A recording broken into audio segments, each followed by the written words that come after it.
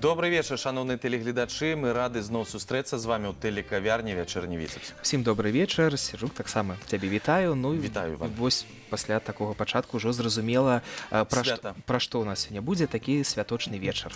Так, святочны вечар, як заўжды, штогод мы ў гэты дзень збіраемся, каб павіншаваць усіх каталікоў света са святам Божага нараджэння. І добра, што гэтаму нічога не перашкаджае, таму будзем сустракаць ужо добра вядомага нам госця і будзем знаёміцца з новым чалавекам, які ўпершыню ў нашай студыі.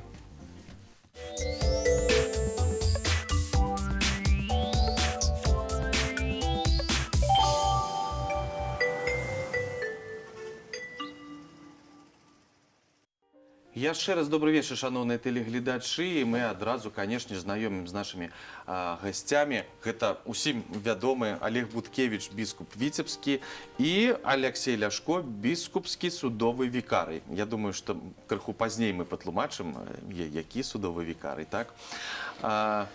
Свята вось-вось ужо набліжаецца, і мы, як заўжды, ўжо ўзялі за такое правіла звяртацца да нейкіх тэм святочных у тым ліку і да духоўных таксама. І мы ўжо папярэдне абмяркоўвалі з ксёндзам біскупам тэму, і ў нас будзе сёння цікава. Таму першае пытанне, напэўна, што раство яшчэ звязана з тым, што яму папярэднічае пост. Пост як паглыбленне ў сябе. Вось, можа, нам распавядзеце зараз падрабязней. Хвала Христу і добрый вечар. Сапраўды, кожнае большае свята, так сталася ў хрысціянскай традыцыі, зрэшты, не толькі ў хрысціянскай, папярэджвае перыяд, у якім чалавек стварае ўмовы, каб больш засярэдзіцца над сабой, над сваім духоўным жыццём. Ну і гэтая практыка заўсёды мае добрыя вынікі і нават у той сферы фізічнай чалавека. Але перадусім, канешне ж, пост – гэта такі перыяд, калі чалавек перадусім імкнецца абмежавацца ад пэўных звычайных рэчаў, якія мае на штодзень. І вось гэтае абмежаванне дазваляе крыху глыбей увайсці ў самога сябе. Бо, як бы не было, чалавек – гэта істота перадусім духоўная. Вось, і каб гэтыя знешнія рэчы, умовы не перацягвалі, як кажуць, коўдры на сябе, але дазвалялі чалавеку ўсё ж такі паглядзець на сваю сутнасць, а у справе веры, хрысціянства мы кажам і аб тым, каб аднавіць свае адносіны з Богам. Бо Бог якраз глядзіць на сэрца чалавека, глядзіць на тое, што адбываецца ў ягонай душы.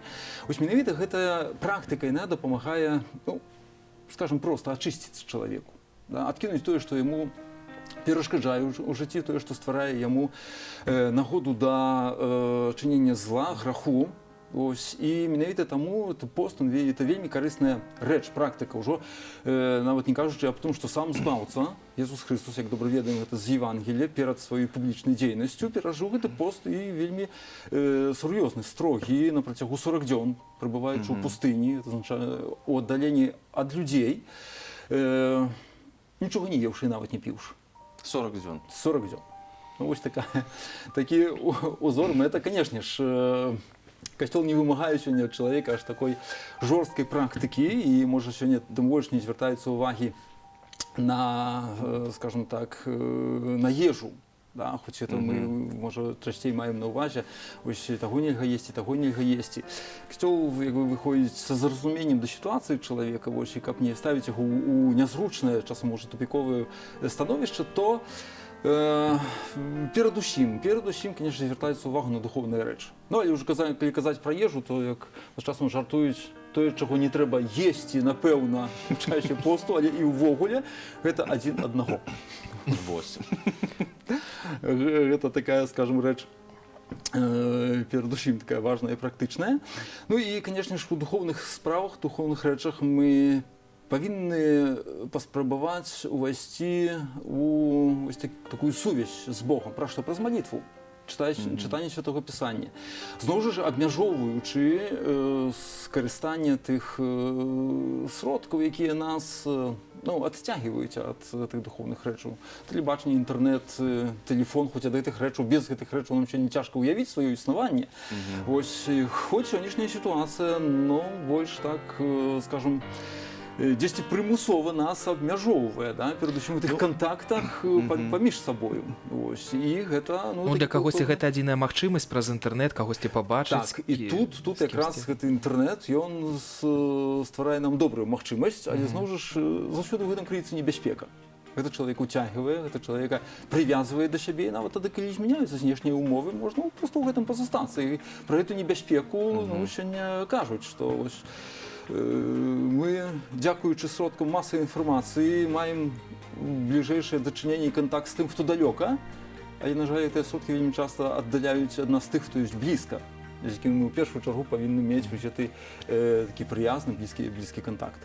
Ну вось з такімі тлумачэннямі вось адразу становіцца зразумела, як трэба сябе паводзіць. А калі чалавек можа не глядзіць зараз нашу перадачу, калі не вельмі добра неяк разумее нейкія вось гэтыя правілы, і пост вось як можа, вось так і выконвае. Гэта як расцэньваецца? Усё ж такі як спроба, як добрая спроба, ці ўсё ж такі трэба рабіць кананічна, вось як ёсць правілы, і навошта яны існуюць, калі іх не выконваюць? Кожнае імкненне, рух, праяўленне добрай волі, нават часам можа будзе несвядомае. Усё, што спрыяе дабру чалавека, як кажа апостол Павел, гэта трэба мець на ўвазе. Ось, таму, напэўна, гэта будзе з карысцю для чалавека і, магчыма, прывядзе ў пэўны час і да разумення больш такіх рэчаў духоўных, ну, чаму б і не практыкаванне той традыцыі, якая прынятая ў хрысціянстве. Дарэчы, у каталіцкім касцеле існуе кодэкс кананічнага права, які закрапляе таксама і правілы посту. Бо пост устрымання ад ежы павінны захоўваць ад 14 году жыцця, устрымання ад мясных, прабачце, страваў, а у сэнсе посту ад 18 году жыцця да 60 году жыцця людзі. Вось гэты прамежак павінен выконваць пост гэтай асобы. Ну і калі ўжо кажу пра кодэкс, то кодэкс мае больш чым 1600 канонаў. І астатні канон кажа «Lex suprema salus animarum est». Найвышэйшае права – гэта збаўленне душы. І вось усё тое, што датычыцца збаўлення душы, яно можа, нават так Іван сказаў, што калі чалавек не ведае, але імкнецца да дабра, то вядома, што гэтае дабро Богу будзе прынята. Зараз сказалі пра кодэкс і адразу... Алексей, якраз пра кодэкс, пра каноны, я думаю, самы час адразу і патлумачыць, вось як мы вас прадстаўлялі, біскупскі судовы вікарый. Хто к вам трапляе? Вось той, хто не выконвае гэты кодэкс? Ну, перадусім, да мяне трапляе, да нас трапляе, у біскупскі суд трапляюць тыя справы, якія датычуцца сужанстваў. Бо ведаем, што каталіцкае сужанства, яно існуе ў момант вянчання, не такім больш простай мовай кажучы. І гэтае вянчанне, гэты шлюб можа быць несапраўдным. Нават калі быў святар, нават калі былі малады і маладая, але заіснавалі нейкія абставіны, будзем сказаць, знешнія, якія гэты шлюб прывялі да няважнасці. Гэта можа быць нават і псіхалагічная, псіхічная хвароба аднаго з бакоў, і нават калі бок можа пра гэту хваробу не ведаць, а можа і ўтаіў хтосьці. Шмат існуе гэтых абставін. Вось перадусім біскупскі суд гэтай справай займаецца. Ну і галавой суда з'яўляецца ксёндз-біскуп, вядома, але ён немагчыма, каб біскуп зрабіў усё. Ён свае паўнамоцтвы дэлегіруе іншым асобам. Ну і вось Вось вы і ёсць. Ёсць гэта іншая асоба, вікарый, таму і называецца. Ну вось, а калі мы ўжо закранулі якраз і тэму шлюба, зараз наш такі складаны вельмі час, калі ёсць такое паняцце, як сацыяльная дыстанцыя, яна ўжо так увайшла ў наше жыццё настолькі плотна, да, і вось гэтыя усялякія абмежаванні, тое, што мы кажам зараз і пра пост, абмежаванне і ў прыемнасцях. І вось сацыяльная дыстанцыя, яна ўжо не толькі як адлегласць паміж людзьмі, які стаяць у чарзе, так, пры набыванні прадуктаў. Але справа ў тым, што калі людзі трапляюць, напрыклад, у тую ж ізаляцыю, ўжо шмат па ўсім свеце такая хваля пракацілася, ну гэта калі ўжо да судовага вікарыя звяртацца, хваля разводаў. І вось сацыяльная дыстанцыя, яна ўжо людзі не проста ў чарзе паміж сабой. А там. дыстанцыя павялічваецца. Так, а дыстанцыя павялічваецца ўвогуле, разрозненасць паміж людзьмі зараз, яна існуе. Але не кожны развод кажа аб тым, што шлюб быў неважны, каталіцкі шлюб. Две асобы жывуць разам, і нешта ім не спадабалася адзін у адным, ці, напрыклад, хтосьці спаткаў іншую асобу, кажа, я ў гэтай асобе закахаўся, звяртаецца ў суд, кажа, прызнайце, мой шлюб несапраўдным. Ну, тут няма падставы. Павінна ўсё ж такі быць падстава, якая замацавана правам. Папярэджвала момант І папярэджвала таксама момант шлюбу самого. Заключення самого Заключення шлюбу. зможа быць, так. Атрымлівалася так, што пасля разглядання нейкай справы, ну я не ведаю, можна пра гэта казаць ці не, усё ж такі шлюб захоўваўся. Так.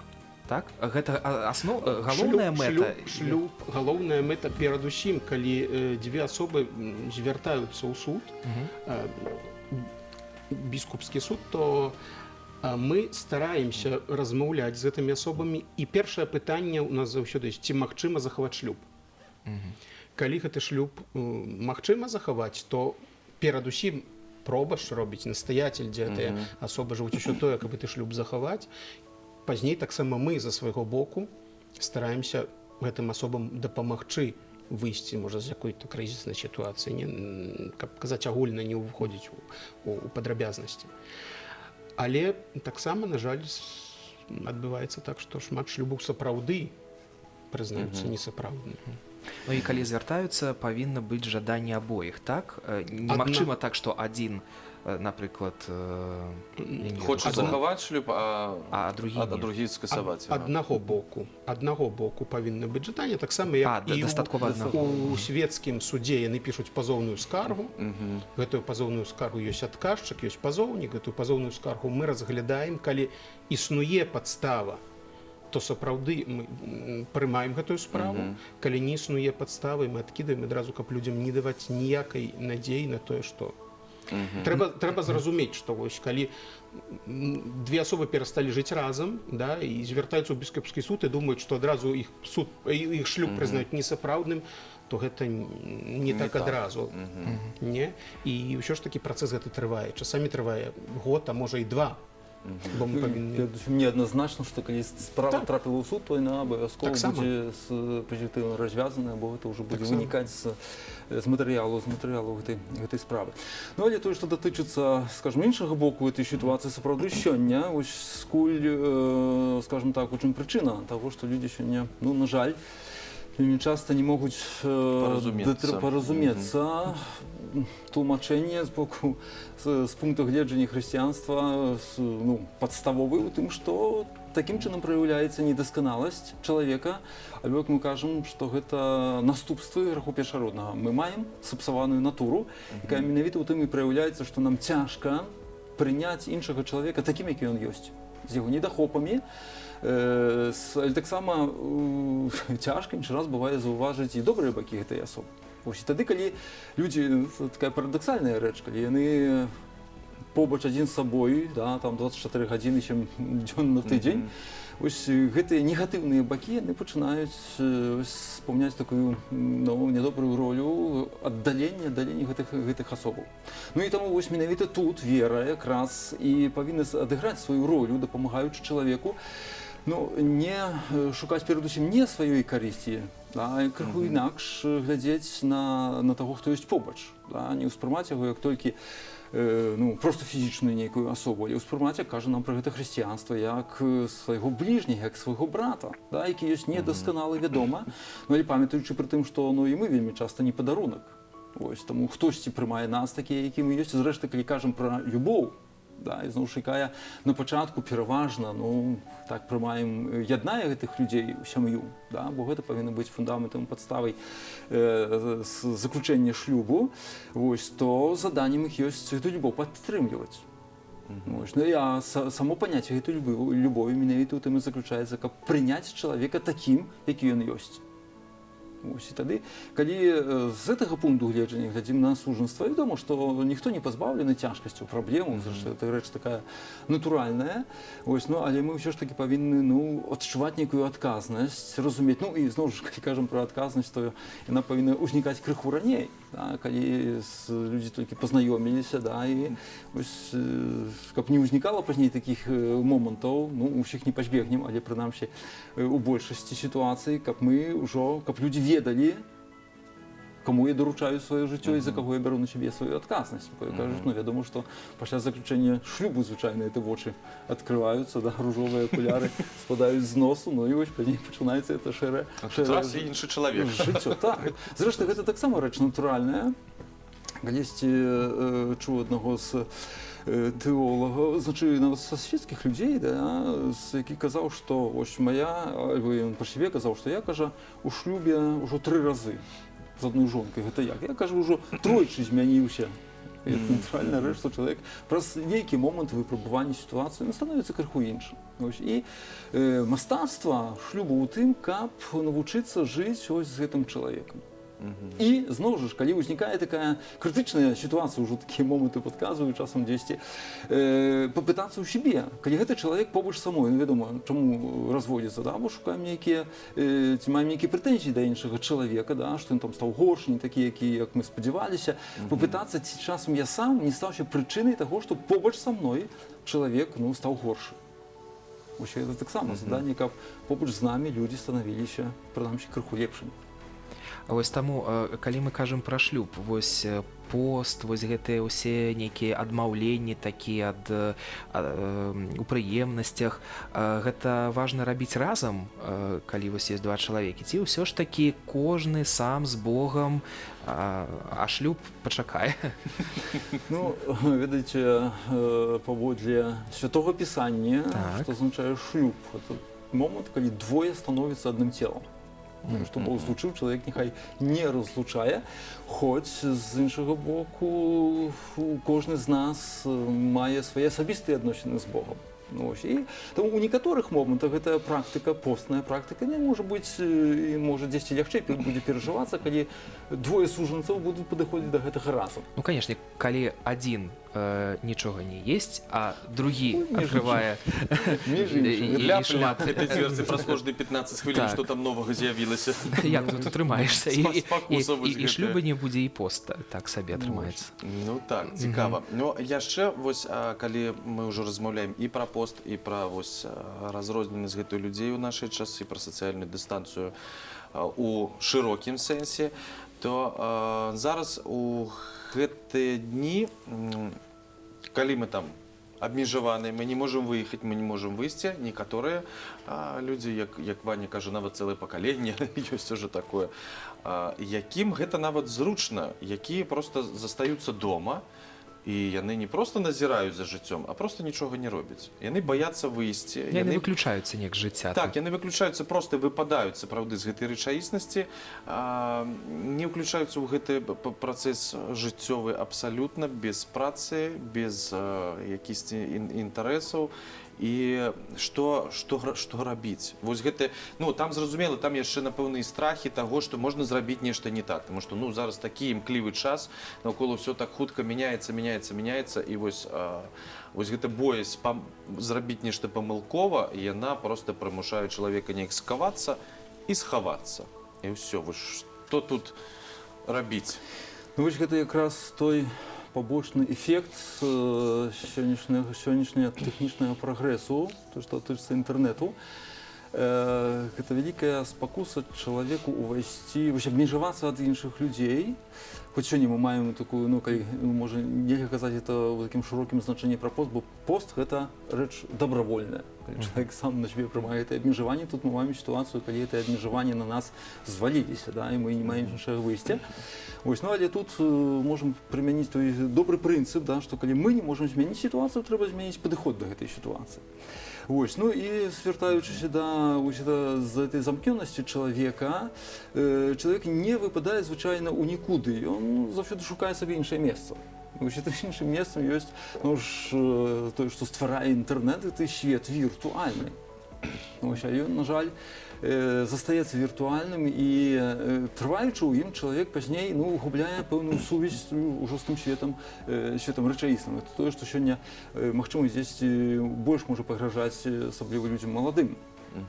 Вось, і таму і зноў жа пытанне веры ў гэтым выпадку, звяртанне да Бога, да, сёння кажам пра Божае нараджэнне.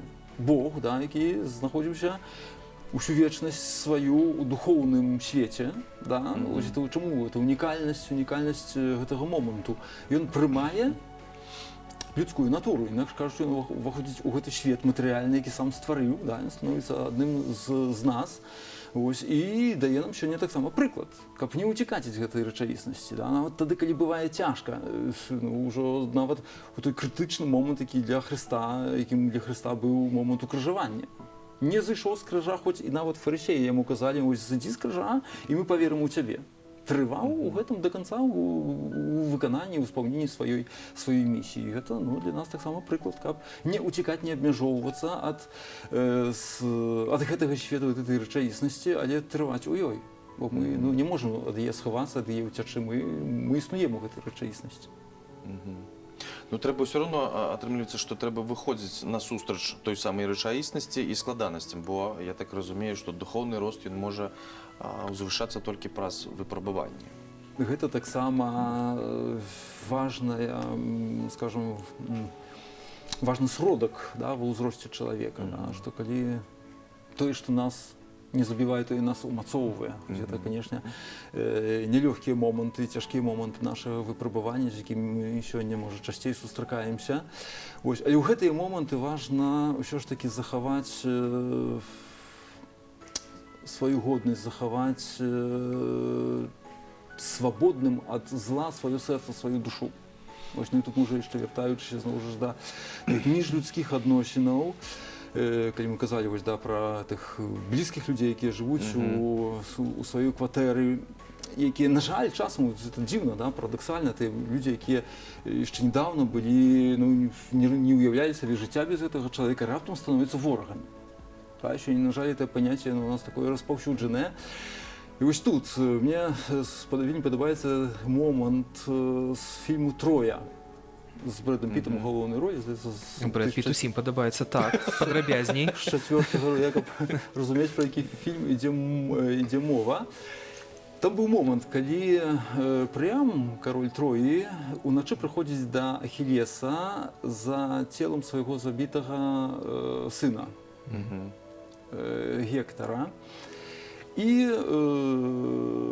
Ахілес кажа яму: слухай, і нават калі я табе аддам гэтае цело, то гэта нічого не зменіць. Заўтра мы зноў будзем з табой ворагамі. І вось тут проста геніальныя словы. Прям кажа яму: але мы і зараз ворагі, але і ворага можна паважаць. Гэта словы, якія кажа язычнік. Хоць, вядома, у фармаце сучаснага фільму, але тым не менш. Што казаць хрысціянам, якіх Езус вучыць любіць ворагаў. Не тое, што паважаць. Любіць. Што гэта азначае? Вы зноў жа паняцце любові. Это не азначае мець да чалавека, які цябе крыўдзіць, нейкія пазітыўныя пачуцці. Не. Любіць гэта азначае за гэтым чалавекам пакінуць права яго людской годнасці. Не пераходзіць пэўных межаў. І зноў жа, гэтаму нас вучыць вера, бо як бы ні было, Бог у кожным з нас бачыць сваіх дзяцей. Вядома, кожнаму аддасць паводле яго ўчынкаў, але ў кожным з нас бачыць сваіх дзяцей. Калі б такім чынам мы падыходзілі ў гэтых сітуацыях адзін да аднаго, то, думаю, я мяркую, што менш было б канфліктаў і ў нашых дамах, і ўвогуле на ўзроўні ўсяго нашага грамадства. Пра гэта добра казаць, але як вось гэта зрабіць? Як не адказаць злом на крыўду нейкую? І зноў жа, тут прагучала яшчэ адзін хрысціянскі прынцып, не адказваць злом за зло. І таму мы з касцёл каталіцкі ў такіх складаных сітуацыях заўсёды прапануе і перадусім сам практыкуе малітву. Мы верым у моц Божую, якая дапамагае нам. Тут трэба даверыцца Богу, бо калі будзем толькі разлічваць на сябе, мы заўважаем, што самім нам вельмі цяжка запанаваць проста нават над сабой, над сваімі эмоцыямі, бо ў нас інстынкт — гэта страшная сіла, это вельмі страшная сіла. І менавіта таму Христос прыходзіць у гэты свет, каб даць нам вось той дар, які мы называем ласкай, які нас умацоўвае, пакідаючы нас свабоднымі людзьмі. Без гэтай ласкі мы не будзем у стане не то што запанаваць над эмоцыямі, нашым абавязкам ёсць захаванне Божых запаведзяў, напрыклад. Без Божай дапамогі мы проста не будзем у стане гэта зрабіць, не кажучы ўжо аб тым, што дасягнуць той нашай галоўнай мэты это вечнага жыцця, про якую кажа Езус Христос. Таму увесь час нашы думкі, нашы памкненні, надзею кіруем да збаўцы, які прыйшоў у гэты свет, таму гэта свята лічым для нас вялікай радасцю, вялікай надзеяй. Ну вось мне цікава зараз да Аляксея звярнуцца. Мы кажам пра эмоцыі, тое, што эмоцыі вось стрымаць як чалавек, які займаецца судовымі ўсё ж такі справамі. Як свае эмоцыі, як застацца, скажам, я не ведаю, як нейтральным, незалежным, так, і свае эмоцыі неяк захаваць у сабе. Дарэчы, будзем казаць, суддзя павінен заўсёды быць нейтральным, заўсёды павінен быць незалежным.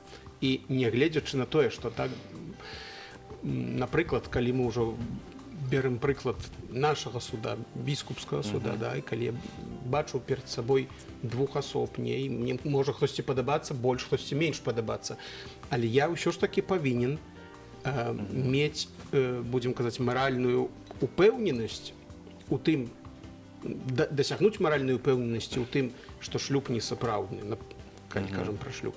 Але перадусім, сапраўды, я павінен узвесіць усе факты, за і супраць. І тады толькі прыняць нейкае рашэнне. Не кіравацца сваімі не кіравацца таксама сваімі эмоцыямі, сваімі нейкімі упадабаннямі, як біскуп кажа. Бо, напрыклад, нават калі у суд звяртаецца хтосьці, каго я ведаю, я ўжо сам сабе даю самаатвод. Я не павінен разглядаць гэтай справы. Дарэчы, з 3 суддзі. У траіх заўсёды вырашаецца гэта пытанне аб несапраўднасці сужанства. Размаўляем пра сужанства. Да ўсяго. Але праз гэта... Калі хтосьці да мяне звяртаецца, той, каго я ведаю, такое можа быць, бо я, будзем казаць, нарадзіўся ў Віцебску, то я ўжо сам сабе даю самаатвод, я не магу разглядаць гэтай справы. Бо ўжо буду трымаць чысці бок. Адназначна трымаць бок. Таму што ўсё роўно ў першую чаргу вы чалавек, і тут ужо... Ад вас шмат чаго залежыць, так? Вось вашы ўнутраныя нейкія ўстаноўкі, вось вашы ўнутраныя, ваша вера, па-першае, вось яна вас неяк так стрымлівае ад вось гэтых чалавечых парываў, каму-то больш сімпатызаваць, каму не, эмацыйных. Ну і перадусім, конечно ж, паслухмянасць, это найважнейшая духоўная рыса, скажем так, у хрысціянстве ўвогуле, і калі кажам пра нейкія нават кананізацыйныя працэсы, якія адбываюцца, то перадусім глядзяць, наколькі этот чалавек быў смірэнны, пакорны, у паслухмянасці касцёлу, паслухмянасці Божаму закону, і ў выпадку суддзі, паслухмянасці кананічнаму праву. Бо ў хрысціянстве мы падпарадкоўваемся таму Божаму закону, які прынёс Езус Христос, хоць, канешне, збаўляемся простую ласку, якую нам дае, менавіта і таксама і ў тым, каб гэтага закона прытрымлівацца. Але ўсё роўна цяжка, калі мы кажам, вось не адказваць злом на зло. Калі табе зрабілі крыўду, і тут, напэўна, адразу узгадваецца адна з самых папулярных фразу Езуса Христа, калі тебе ударылі па адной, падстаў другую. Ну і толькі две. Раз пакрыўдзілі, два пакрыўдзілі, колькі ж яшчэ. Ну а на трэці можна і ў лоб ужо. Гэты момант вельмі прыгожа быў прадстаўлены ў фільме Мела Гібсона «Пасія». Гэта страсці Христовы, да. І вось там якраз паказаны гэты момант, калі слуга, каб выслужыцца перад сваім начальствам, у моменце ударыў Езуса Христа за тое, што, як ім падалося, неўласціва адказаў фарысею. І Езус кажа, за што мяне б'еш? Інакш кажучы, ён бароніць сваю годнасць. За што мяне б'еш? Калі я сказаў неправду, то дакажы. Але калі сказаў праўду, навошта гэта робіш? Вельмі прыгожа паказана, як той слуга, ён так крыху скуліўся і адышоў. Таму, калі ударылі па шчацэ, падстаў другую, Езус гэтым самым кажа, каб мы, зноў жа ж, не помсцілі помста – это одна з таких вельмі таксама моцных эмоцый у чалавеку. Не кажа нам не бараніць сябе, не бараніць сваёй годнасці, тым больш не бараніць жыцця іншага чалавека. Але кажа, каб вы зноў жа, што я чым ужо узгадалі, каб гэтае зло, гэтыя эмоцыі, тыя помсты не пасялілася ў нашым сэрцы. Бо аддаўшы злом за зло, мы, па-першае, ніколі не восстановім справядлівасці. Ответ, он заўсёды будзе неадэкватны, он заўсёды будзе перавышаць, бо тут мы ніколі не дасягнем гэтага парытэту, да, што вось такой Божай справядлівасці. Таму, зрэшты, Святое Пісанне кажа, што помста яна ёсць, але яна належыць да Бога. Помста належыць да Бога, і Не гнеў, чалавечая гэта справа. і гнеў мужа не выконвае гэтай Божай справядлівасці. Вось. Таму абараніць, калі ласка, гэта нават наш абавязак. Абараніць сваё жыццё, абараніць сваю годнасць, годнасць другога чалавека, абараніць сваю краіну, сваю радзіму, ось, але не адказваць злом за зло. Зрэшты, ну і не ведаю, як яно в тых канвенцыях міжнародных, да, нават у часе баявых дзеянняў, да, калі вораг ён ужо абяззброены, то нельга яго нават страляць. Это ўжо палонны павінен быць. Ось. Так. І таму гэта не азначае, што ось хрысціянства, ну то ўжо можа быць такі вось хлопчыкам да біцця, то вы рабіце са мной што хочаце. Не, якраз не. Хрысціянства вучыць нас шанаваць, цаніць сваю годнасць як чалавека. Калі ўжо так адбылося, што ну, чалавек ёсць чалавек, на то ён і чалавек, каб рабіць нейкія памылкі. Каб харашыць. І вось ён адпомсціў. Што рабіць далей? Не знаю, бежаць у суд біскупскі, я не ведаю. Кожную нядзелю ў касцёл, прасіць прабачэння, малітва штодзённая. Што рабіць? Мінулая тэма нашай сустрэчы, размовы, але добра, яна заўсёды актуальная. Кожны грэх, не толькі тады, калі мы у адносінах паміж сабою штосьці, нейкія межы, нейкія рамкі перакрочылі. Вось, сродкам, які выпраўляе гэту сітуацыю, это пакаянне. Просьба аб прабачэнні. Перадусім паміж тымі, скажем, апанентамі, паміж кім здарылася гэтая сітуацыя. І ў гэтым моманце, зноў жа, для спакою нашага сэрца, нашай душы, бо грэх адпускае нам Бог. Таму для гэта існуе таінства, сакрамент паяднання, таінства споведзі. Але, зноў жа, як кажа Езус Христос, калі ты вобразна прынёс свой дар перад алтарай, там успомнім, што твой брат мае штосьці супраць цябе, ідзі і паяднайся з тваім братам. Вядома, можа, не адразу мы пачуем, што так, добра, я цябе прабачаю, але галоўнае са свайго боку зрабіць гэты першы крок і сказаць: прабач, памыліўся, прабач, не стрымаўся, прабач, напаскудзіў. Ось. Мы са свайго боку ў гэтым выпадку свой абавязак, да, сваю частку віны, да, сябе здымаем. Ну і гэта ўжо справа таго чалавека, прабачыць, не прабачыць зараз, ці можа крыху пазней, бо у эмоцыях пераважна лепш гэтага не рабіць, бо заўсёды гэта не атрымаецца. Трэба даць сабе часу. Даць сабе часу на тое, каб эмоцыі улягліся, каб пераасэнсаваць тое, што адбылося. Ну і таму Бог дае нам гэтую магчымасць, ён вельмі цярпялівы ў дачыненні да чалавека. Дарэчы, святар у сакраменце споведзі, калі прыходзіць чалавек і кажа, што я абразіў кагосьці, не, то павінен сказаць: ідзі і перапрасі. Гэта будзе найважнейшай падставай для адпушчэння грахоў, бо існуюць 5 умоў добрай споведзі. І перапрашэнне за грахі — гэта галоўнае таксама. Ну і зноў ж, можа, калі ўжо так мы дакрануліся такой важнай тэмы, нават калі, ну, можа, зараз гэта чалавека побач не мальбо, штосьці нам яшчэ перашкаджае працянуць яму першаму руку, да, ці гэтая крыўда альбо ненавісць з боку іншага чалавека, яна яшчэ трывае. Важна таксама, каб гэтае прабачэнне ўжо адбылося як акт маёй волі, акт майго сэрца, у маім сэрцы. Ось, і аб тым сказаць, аб тым, што калі хтось мяне пакрыўдзіў, сказаць іншаму чалавеку, што я цябе прабачаю, можам у тым выпадку, зноў жа, калі гэты чалавек хоча майго прабачэння. Бо часам, можа, мяне гэта не датычыцца, я далей маю да цябе свае прэтэнзіі, окей. Але важна, каб маё сэрца было вольнае ад гэтай крыўды. Цікава. А яшчэ вернемся да малітвы. Мы ўжо і пра малітвы размаўлялі раней у ранейшых нашых сустрэчах, але сёння прагучала таксама тое, калі мы ўжо кажам пра вось гэтыя варожасць часам сярод людзей, зараз вельмі складаныя, да, такія абставіны. Вы казалі маліцца. Ну вось тут складана, вось, як маліцца за ворага, так? Калі звычайна ворагу дасылаюць праклёны ці моляцца, ну, напэўна, не вельмі правільна. Ну, да, там у малітвах жадаюць яму, там, не ведаю, фізічнай смерці і нейкіх напасцяў. Вось, што там чалавек сапраўды, там, можа, ну, дрэнны там натварыў такое, і вось, ну, хочацца хутчэй там, да, неяк наказаць.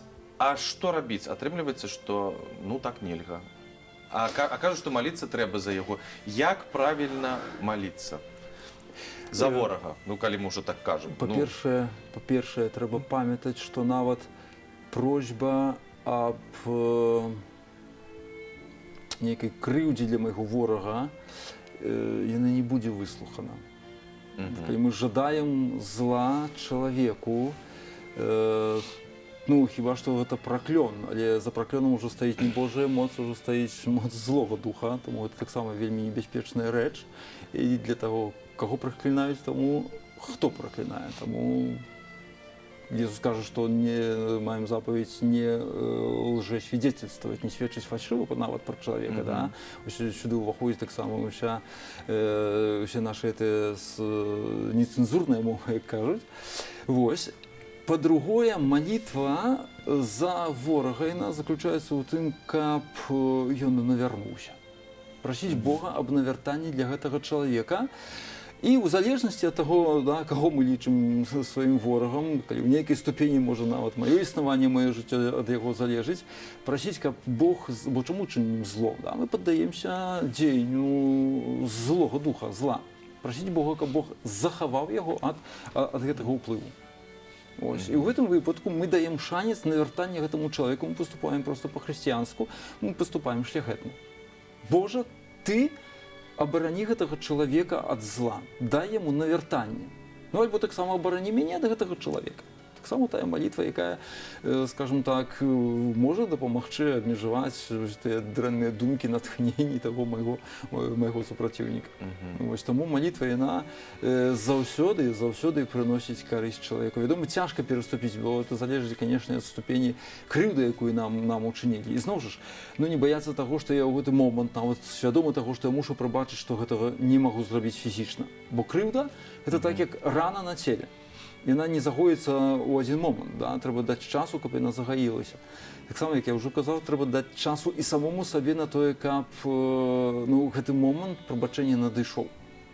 Зноў жа праз малітву. Таксама і так і кажам: Пане Божа, я не магу прабачыць пакуль гэтаму чалавеку, бо мне гэтая рана, гэтай крыўды нам не баліць. Але ты прабач гэтаму чалавеку. Нават распачаць з гэтага моманту, бо той, хто мяне пакрыўдзіў, ён учыніў грэх перад Богам. Ён учыніў грэх. І таму прасіць аб прабачэнні гэтага граху для іншых, гэта зноў жа праяўленне нашай хрысціянскай любові. І вось калі праз такую малітву, праз нейкі час гэтае прабачэнне яно прыйдзе таксама і да мяне. А гэта вельмі важна. Хтосьці можа нават і не ведаць, да, з стану маёй душы, але важна, каб гэтага каменя, вельмі часта цяжкога каменя, не ляжала на маім сэрцы, не ляжала на маёй душы. Вось, навучылі. А яшчэ ёсць такі персанаж, чалавек, пра якога мы не часта ўзгадвалі, але які таксама вучыў дабру. Гэта Ян Хрысціцель, і які таксама заклікаў да чаго? Да, навяртанне, тое, аб чым кажам. Ну, і гэта асоба сапраўды, вельмі часта нам спадарожнічае якраз зараз, менавіта ў часе адвенту, посту на Божае нараджэнне. У іншых момантах мы таксама часта звяртаемся да яго, узгадваем, бо гэта апошні з прарокаў, той, каго Бог паслаў рыхтаваць дарогу для надыходзячага Бога. Ну і як чытаем у Святым Пісанні, да яго сапраўды прыходзіла вельмі шмат людзей, якія пыталіся, што ім рабіць. Да, з розных слаёў. Фарысеі простыя людзі, жаўнеры прыходзілі да яго, да, якім, дарэчы, Ян Хрысціцель казаў, што заставайцеся пры сваёй службе, да, і не крыўце людзей. словы скажем, чалавікоў на той час, як бы мы сёння сказалі, словы, які кіраваў да фарысеяў, якіх, ну, зрэшты, папракаў у такой крывадушнасці. Да, бо гэта навяртанне таксама можам стварыць уражанне, да, што я ўжо адвярнуўся, што я ўжо перамяніўся, але ён меў такую ласку бачыць сэрца чалавека і казаў: учыніце годны плод пакаяння, каб гэта не было чыста знешняе, да, праз гэта знешнія нашыя практыкі, да, прытрымлівання традыцыі, але каб гэта навяртанне пераменна адбылася ў сэрцы чалавека. Ось, і гэта ёсць такі шлях падрыхтоўкі для Бога, які прыходзіць, ну, і які нараджаецца як чалавек, але сваім месцам свайго нараджэння хоча бачыць нашу душу, нашае сэрца. Ну вось, Ваня, ты нешта не? А як уже сёння прагучала такая фраза, вы ўжо казалі, што мы створаны не для гэтага света. Так, вось гэтай перспектывы вечнасці. Тады узнікае пытанне, калі Гучыць так сабе, мы створаны Ну не для так, гэтага ну света. так, Мне ну так. пока вельмі падабаецца тут. перспектывы вечнасці падабаецца, але ну вось мы створаны не для гэтага свету, тады ўзнікае пытанне, што падчас якраз посту, якімі пытаннямі мы павінны задавацца, калі ўжо мы кажам, што не для гэтага свету, якія пытанні павінны у нас узнікаць? Ну, пытанне не для гэтага свету не азначае, што гэты Супакойся зараз, Іван. гэты свет нам чужы, варожы, і што мы павінны ад яго абмежавацца. Якраз не. Сама істота Божага нараджэння, Христос, прыходзіць у гэты свет, нават сапсаваны свет, да, на які сапраўды можа часам ставіцца, ну, ствараць для нас пэўную небяспеку. Вось у гэтым свеце кожнаму з нас Бог вызначае сваё заданне. І таму мы ў гэтым свеце павінны зрабіць усё максімальна, што ад нас залежыць, каб гэтае заданне, гэтае пакліканне Божае выканаць. Але гэты свет, да, паглядзіце, цікава чалавек створаны, правда? З моманту свайго зачацця ён мае час падрыхтоўкі, каб увайсці ў гэты свет, да? Это 9 месяцаў пад сэрцам сваёй маці. Гэты свет, у які мы ўваходзім, гэта час падрыхтоўкі, каб увайсці ў іншыя рэчаіснасць, у іншае існаванне, якое мы называем вечным жыццём альбо Божым валадарствам. І таму гэтыя рэчы паміж сабой вельмі цесна звязаныя. Ось, таму маем не проста рабіць тут тое, што нам захацелася, і не звяртаць увагі на нейкія там нормы ці, скажам так, абмежаванні. Бо вядома, чалавек сам у працэсе сваёй дзейнасці стварае пэўныя нормы для таго, каб гэта жыццё было упарадкаваным, было культурным, між іншым. Ось, але перадусім нас абавязваюць, і гэтыя людскія нормы, яны не могуць пярэчыць тым нормам, якія закладзеныя Богам ад пачатку у нас, як у сваё стварэнне. Ось, і прытрымлівацца гэтым нормам, гэта якраз ёсць умова для таго, каб быць годным калісьці ўвайсці ў Божае валадарства. І зноў жа ж, не ёсць трагедыя для чалавека, калі мы гэтыя нормы перакрочваем, нават часта перакрочваем, да?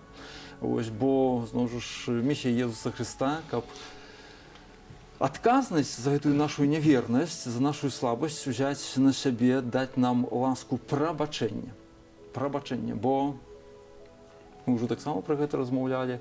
Кожная наша нявернасць і парушэнне той ці іншай нормы — гэта крыўда, якую мы чынім Богу, бо Ён стварыў і даў нам гэтыя нормы з любові да нас.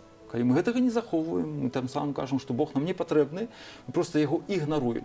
Ну, а гэта ўжо нам, як людзям, напэўна, добра зразумела, што азначае ігнаранцыя, да, альбо абыякавасць з боку чалавека, тым больш таго, на якім нам залежыць, да, да якога мы добра ставімся. Гэта вялікая, вельмі вялікая крыўда нават для чалавека. Можа уявіць, якая гэта крыўда для самога Бога. Таму, каб выправіць гэтую рэч, сам чалавек проста не быў бы ў стане гэтага зрабіць, нават падарыўшы Богу прынёўшы ў падарунак усю нашу зямлю з усімі яе багаццямі, мы нічога б Богу не далі б таго, што не было б ягоным.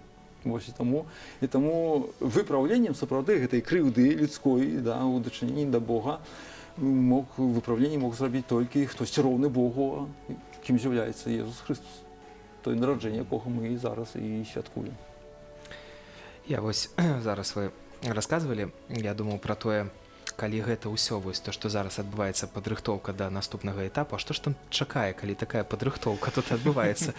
Што ж там І такое запланавана Біблія- далей, што тут Біблія вось- кажа пра гэта, што ані вока не бачыла, ані вуха не чула, ані ў сэрца чалавечае не ўвайшло, як вялікія рэчы Бог падрыхтаваў тым, хто яго любіць. Нават у найбуйнейшай фантазіі нам гэта ніколі у галаву тут не прыйдзе. Таму варта крыху пазмагацца, пацярпець дзеля таго, каб гэтага часу, гэтага моманту дачакацца і яго атрымаць. Бо, на жаль, існуе таксама іншая перспектыва. не атрымаць, так? І падрыхтоўка будзе... Это мягко кажучи. Ну, нават не справа ў падрыхтоўцы, але ў такім радыкальным нежаданні ўвайсці ў гэту рэчаіснасць. Бог робіць для чалавека максімальна ўсё, каб толькі ён... Паглядзіце, ну, у хрысціянстве першы святы быў хто? Злачынца, які вісеў побач з Хрыстом на крыжы, які прызнаўся так, што мы вісім пакараныя справядліва, але гэта нічога кепскага не ўчыніў. Ягоныя словы: Господзе, узгадай пра мяне, калі прыйдзеш у сваё валадарства. І кананізацыя: сёння будзеш са мной у раі. Злачынца, які першы ўвайшоў у гэту рэчаіснасць, таму гэта вялікая надзея для кожнага з нас. Галоўнае, каб мы не былі да гэтых рэчаў абыякавыя, каб мы не адмаўляліся ад таго, што Бог прапануе чалавеку. Вось як. А да Алексея ўсё ж такі яшчэ паспяваем мы, Іван, так, звярнуцца, таму што чалавек, які выратаваў шмат, я так разумею, лёсаў і шлюбаў, я думаю, што у яго ёсць сакрэт вось тэмы яднання, як яднацца людзям, а не займацца варожымі справамі. Ну, але ведаеце, тут я нічога нового не скажу, што ўжо сёння не сказаў сюды біскуп. Бо можна ўсё гэта падсумаваць тым, што трэба адмовіцца ад свайго «я». Адмовіцца ад сябе. Як ксёндз біскуп сказаў, ужо пасля шлюбу чалавек двое становіцца адным цэлым, адным целам. Не? І вядома, што калі на адной руцэ паражыш палец, ну, то баліць рука ўся, не адзін палец баліць.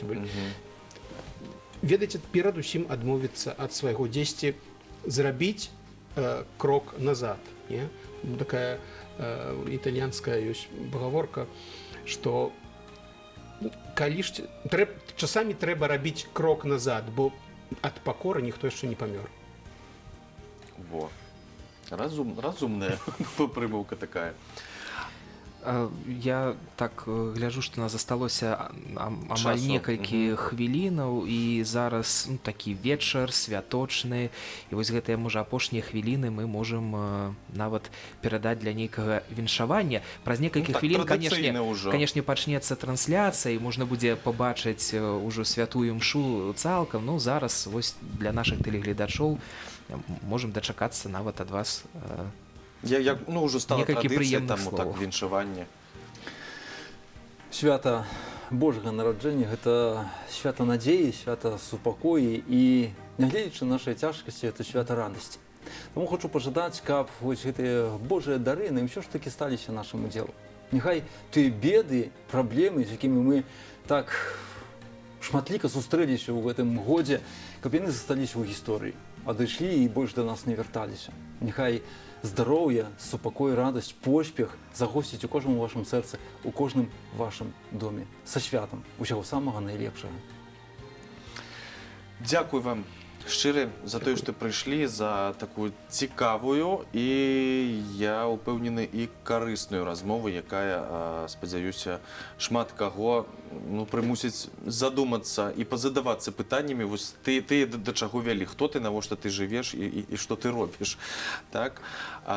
Іван, я думаю, што трэба яшчэ яшчэ раз нагадаю, што праз гадзіну пачнецца прамая трансляцыя на нашых тэлеканалах Беларусь-4 і Віцебск святой імшы пастыркі ў вігілію Божага нараджэння з віцебскай катэдры Езуса Міласэрнага. Так у гэтым годзе абралі, таму што заўсёды змяняецца месца, адкуль будзе трансляцыя. І зараз нам толькі застаецца паслухаць музычны нумар і падзякаваць яшчэ раз нашым гасцям. Дзякуй. Дзякуй. Дзякуй вялікі. Пабачымся Всего пакуль. найлепшага.